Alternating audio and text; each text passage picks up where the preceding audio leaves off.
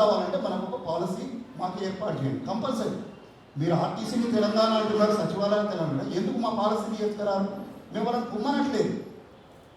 మా సినిమాలు మేము ఒక 25 ఇస్తాం అంటున్నాం ఏడాదికి. అది ఒక 5 ఏళ్ళు తిరిగేసరికి 100 సినిమాలు అవుతాయి. మనం పోటీలో నిలబడతాం అప్పుడు డెఫినెట్గా. సో సంఖ్య లేదంటున్నారు కదా, మేము 20 ఏళ్ళలో రాసుకుంటే సంఖ్య లేదని వాళ్ళు అంటున్నారు కదా, ఎగతాలు చేస్తుంది. ఇప్పుడు సంఖ్య తీసుకొద్దాం, మన పిల్లలకు కూడా పని దొరుకుతుంది, అందరికీ దొరుకుతుంది. అందరు చేయండి, ఎవడైనా చేయండి. ఒక 20 తెలంగాణ సినిమాలు ఏడాదికి వచ్చేటట్టు చేయండి. దానికి ఒక టైటిల్ పెట్టిన అనుకో, మత్తడి అనేది మనది ఉన్నా అనుకో, మనం ఆ టైటిల్ పెట్టిన అనుకో మనకి 5 లక్షలు సబ్సిడీ ఇస్తుంది గవర్నమెంట్. మన తెలంగాణ టైటిల్ ఆ పదం ఏంటిది అనేది పిల్లలకు అర్థమవుతుంది, మత్తడి అంటే ఏంటని. ఇది ఎక్కడ ఇప్పుడు మలయాళంలో ఉన్నది, వాళ్ళు ఎంత మంచి టైటిల్స్ పెడతారో మనం పెడుతున్నామా?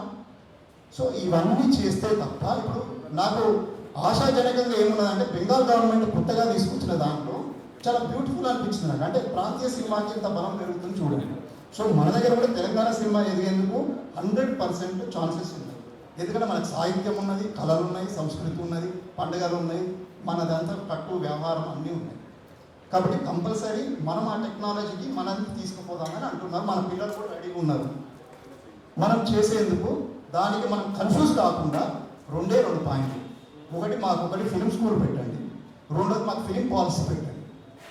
ఈ 2 పాయింట్లు కనుక మనం గవర్నమెంట్ కనుక డిమాండ్ చేయగలిగితే డెఫినెట్గా తెలంగాణ సినిమా అనేది వస్తుంది అనేది మనకి. నాకు ఇంకొక గమ్మత్తైన విషయం ఏంటంటే, మనకి ఇంతకుముందు ఉర్దూ సినిమా ఉండేది ఇక్కడ, అది కూడా మాయమైంది. తెలంగాణ సినిమా, తెలంగాణ రాష్ట్రం వచ్చేది ఎంత దారుణం చూడండి, ఎంత బ్యూటిఫుల్ సినిమా ఉర్దూ సినిమా, అది కూడా పోగొట్టుకున్నాం మనం. అది కూడా రావాలని నేను కోరుకుంటున్నాను. దాని ఎందుకు మన ఉర్దూ సినిమాలో ఎంత బాగుంది, అంగ్రేజ్ లాంటి సినిమాలు ఎంత బాగుంది. సో ఇవన్నీ కూడా చేస్తే తప్ప, అంటే మనం ఒకవైపు పోరాటాలు చేస్తూనే ఈ పాయింట్ ఆఫ్ వ్యూలో ఆలోచిస్తే కనుక మనం డెఫినెట్గా తెలంగాణ సినిమా బ్రైట్గా వచ్చేది. రేపు పొద్దున గేమ్స్లో వాటిల్లో అవార్డు తీసుకునే అవకాశం కూడా మనకే ఉన్నది. ఎందుకంటే మన సాహిత్యం చాలా బలంగా ఉన్నది, మన సంస్కృతి చాలా బలంగా ఉన్నది.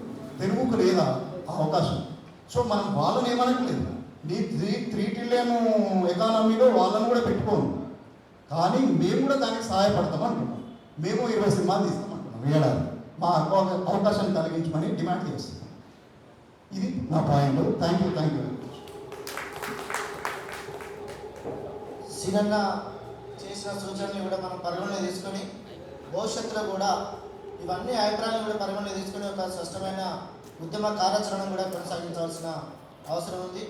ఇప్పుడు మన తెలంగాణ సమాజం గుర్తించే, గౌరవించే జై బోలో తెలంగాణ సినిమా దర్శకులు ఎన్ శంకర్ గారిని మాట్లాడవలసిందిగా కోరుతాం. Thank you.